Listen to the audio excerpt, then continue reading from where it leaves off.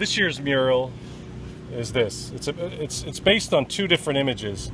One is a postcard from sort of the 40s that I changed around, and it says greetings. Now, of course, greetings from Fredericksburg, Virginia.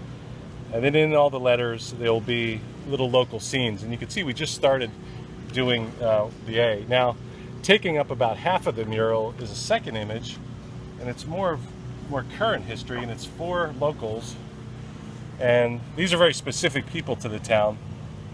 Mary Catherine, the first female mayor, Gay, who's a local civil rights activist, and also a musician. Xavier Richardson, who's a local guy, also grew up in town, Harvard grad, head of the hospital.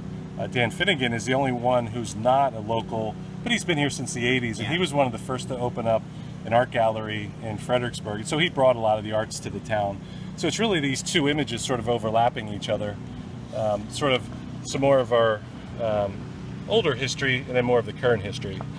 Now, where we're at right now is we painted the background.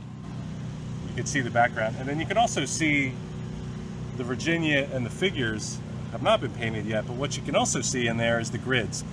A lot of people always ask, you know, how do you do these murals? This is 18 by 32 feet, and the only way you can really do it is grid. So for example, if we look on the A here, which is the thing we're working on, you can see these are 1-inch squares that occasionally are broken down into half-inch squares, and on the building they're 1-foot squares, occasionally broken down to 6-inch squares, and then even when we get to the faces, they get broken down to 3-inch squares. So that's how we get it up on the wall. Making this is really the art, though. Making the sketch is really more of the artist part. This is where you're creating. You have a size, in this case 18 by 32, and we're trying to fit an image into there. So really making this at home in my studio is me being the artist. That on the scaffolding and on the lift is really us just being painters. We're filling in, but really all the creative stuff happens here.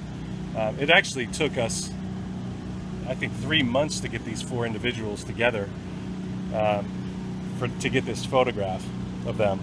They're all busy, they're all lives, things like that.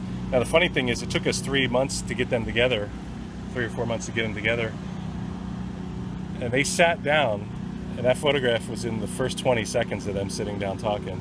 I wondered how long that would take. So what's really funny is, and part of it was, not only are they all 4 local residents, but they all know each other. And within the first 10 seconds, they just started talking. They ended up talking for an hour and a half. I was done in 20 seconds. And we were really lucky. I felt really fortunate that I got this photograph because it's very natural. They look great, all of them at the same time. And then it was interesting sitting there for an hour and a half listening to them all talk and getting to know some of them a little more that I didn't know so well. So here's where we're at now. And we just started doing some of the coloring. If you can see, we have two things here. We have a scaffolding, and we have this big old lift right behind you. We're trying to do what we need to do on the lift so that we can get rid of the lift, and we don't need to take up all these parking spaces. Otherwise, I wouldn't really be starting where I started.